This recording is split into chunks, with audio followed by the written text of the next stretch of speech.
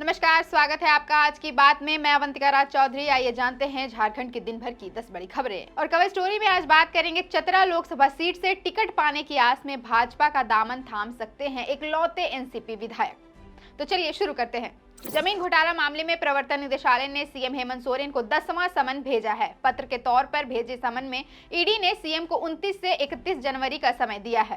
साथ ही साफ कहा है कि अगर आप पूछताछ के लिए समय नहीं देंगे तो हम खुद समय तय करेंगे। आप नहीं आ सकते हैं, हम आएंगे। ईडी ने अपने से आने का समय 30 जनवरी को दिया है। दरअसल 9वें समन के जवाब में हेमंत सोरेन ने बजट सत्र और दूसरे कार्यों में व्यस्त होने के कारण 31 मार्च तक पूछताछ के लिए उपलब्ध नहीं होने की बात कही थी। गिरिडीह पुलिस साइबर अपराध पर लगाम लगाने के लिए तकनीक का इस्तेमाल कर रही है। गिरिडीह पुलिस को कई बड़ी सफलता भी मिल चुकी है।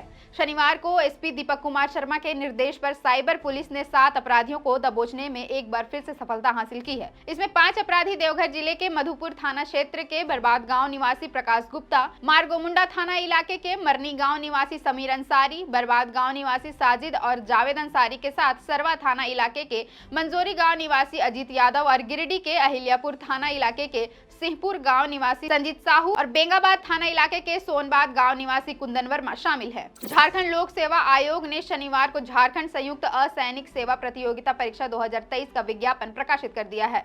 इस परीक्षा में सम्मिलित होने के लिए ऑनलाइन आवेदन 1 फरवरी से 29 फरवरी तक भरे जाएंगे। परीक्षा शुल्क का भुगतान 1 मार्च तक हो सकता है। इस परीक्षा के माध्यम से विभिन्न सेवाओं में कुल 342 पदों पर नियुक्ति होगी। इसमें सबसे अधिक 207 पद राज्य प्रशासनिक सेवा अर्थात उप समाहर्ता पद के लिए हैं। आयोग के अनुसार इसकी प्रारंभिक परीक्षा 17 मार्च को संभावित है। आगामी लोकसभा चुनाव को लेकर बीजेपी ने शनिवार को झारखंड, बिहार, पश्चिम बंगाल समेत विभिन्न राज्यों के लिए प्रदेश चुनाव प्रभारी और सह चुनाव प्रभारी की सूची जारी कर दी है। लक्ष्मीकांत वाजपेयी को झारखंड का प्रदेश चुनाव प्रभारी नियुक्त किया गया है। विनोद तावड़े व झारखंड के पूर्व बीजेपी प्रदेश अध्यक्ष व राज्यसभा सांसद दीपक प्रकाश को बिहार का दायित्व दिया गया है। पश्चिम बंगाल की जिम्मेदारी एमएलसी मंगल पांडे, अमित मालवीय एवं रांची की पूर्व मेयर व बीजेपी की राष्ट्रीय मंत्री आशा लकड़ा को दी गई है।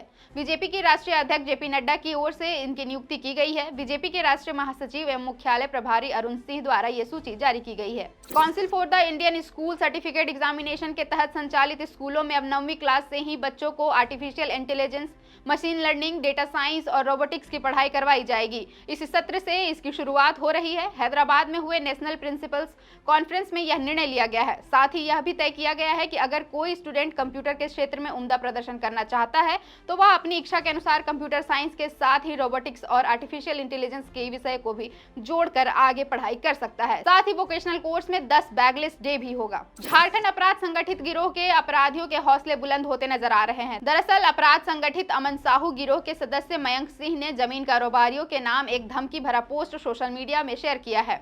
अपने पोस्ट में चेतावनी देते हुए मयंक सिंह ने लिखा है कि पतरातू डैम से लेकर हरिहरपुर रोड और डैम एरिया के सीमा तक किसी भी तरह की जमीन खरीद बिक्री, करारनामा या निर्माण कार्य में मेरे किसी भी विरोधी गिरोह या उनसे जुड़े लोगों और योगेंद्र साव विधायक अंबा प्रसाद के पिता और उनसे जुड़े लोगों के रैयत नहीं करेंगे।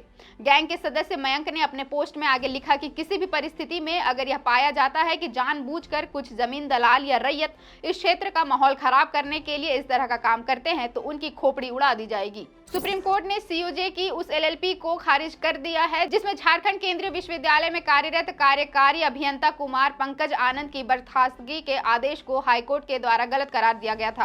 दरअसल झारखंड हाईकोर्ट की एकल पीठ और डिवीजन बेंच ने झारखंड केंद्रीय विश्वविद्यालय के कार्यकारी अभियंता कुमार पंकज आनंद की बर्खास्तगी के आदेश को दुर्भावनापूर्ण और गैर कानूनी बताया था। सीएम हेमंत सोरेन बुधवार 31 जनवरी को गिरिडीह जाएंगे। सदर विधायक सुदिव्य कुमार सोनू ने यह जानकारी देते हुए बताया कि इस वित्तीय वर्ष 18,870 लाभुकों का चयन हेमंत सरकार द्वारा अबुआ आवास योजना के लिए किया गया है और स्वीकृत लाभुकों के बीच राशि का वितरण किया जाएगा। सीएम के साथ मंत्री सत्यानंद भोक्ता और उत्पाद मंत्री बेबी देवी के भी कार्यक्रम में शामिल होने की संभावना है। लोकसभा चुनाव के नजदीक आने के साथ ही भाजपा पूरी तरह से इलेक्शन मोड में आ चुकी है। इस क्रम में गिरिडीह भाजपा के जिला कार्यालय में शनिवार को संगठनात्मक कार्यशाला चलो गांव की ओर में प्रदेश संगठन महामंत्री कर्मवीर सिंह और प्रदेश महामंत्री सह राज्यसभा सांसद आदित्य साहू के साथ गिरिडीह के एनडीए सांसद चंद्र प्रकाश चौधरी भी शामिल हुए। इस दौरान प्रदेश संगठन महामंत्री कर्मवीर सिंह ने कहा कि भाजपा का चलो गांव की कार्यक्रम बेहद खास है। पीएम मोदी ने इस कार्यक्रम को सिर्फ इसलिए शुरू किया है कि गांव तक मोदी सरकार की हर योजना की जानकारी पहुंचे। इसके लिए एक एक कार्यकर्ता अभी से इसमें मिशन मोड में जुट जाए। बिहार में सियासी हलचल के बीच अब झारखंड की राजनीति में भी एक बड़ी खबर सामने आई है। दरअसल अजीत पवार गुट से जुड़े एनसीपी विधायक कमलेश सिंह बीजेपी में शामिल हो सकते हैं। कहा जा रहा है कि लोकसभा चुनाव से पहले वे बीजेपी का दामन थाम सकते हैं। कवर स्टोरी में आज इस पर ही करेंगे बात।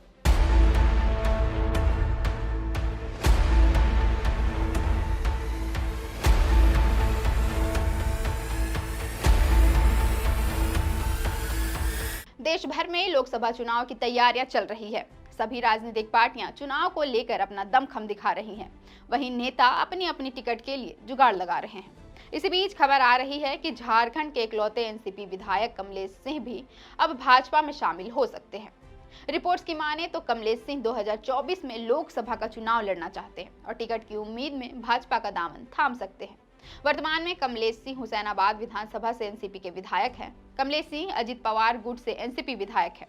रिपोर्ट्स के मुताबिक कमलेश सिंह चतरा से लोकसभा चुनाव लड़ना चाहते हैं। कहा यह भी जा रहा है कि एनसीपी के हिस्से में अगर चतरा की सीट नहीं आई तो ऐसी स्थिति में वे बीजेपी का दामन थाम सकते हैं। हालांकि चतरा से बीजेपी बीते 2 टर्म यानी 2014 और 2019 में सुनील सिंह को यहां से चुनाव लड़ने का मौका दे रही थी और सुनील सिंह ने 2014 और 2019 में चतरा संसदीय सीट से जीत भी हासिल की है। हालांकि 2024 के लोकसभा चुनाव में भाजपा कई नए चेहरों को भी टिकट देने की तैयारी में है। ऐसे में कई सिटिंग सांसदों का टिकट कटना तय माना जा रहा है। लेकिन कमलेश सिंह को चतरा से लोकसभा टिकट मिल पाएगा या नहीं, यह तो आला कमान ही तय करेगा। इस तरह की खबरों के लिए जुड़े रहे हमारे साथ। देखते रहे thefourthpillar.news। अगर आप चाहते हैं कि हमारे वीडियोस का नोटिफिकेशन आपको बिना देरी के मिलता रहे तो आप इस चैनल को फॉलो और सब्सक्राइब जरूर कर लें। बाकी आप हमारे काम को लेकर कोई सुझाव हमें देना चाहते हो तो कमेंट बॉक्स में आप सादर आमंत्रित हैं। इसके अलावा हमारे वीडियोस आपको अलग अलग ठिकानों जैसे फेसबुक, इंस्टाग्राम, ट्विटर पर भी देखने को मिलेंगे, जिसके लिंक डिस्क्रिप्शन में डाल दिए गए हैं।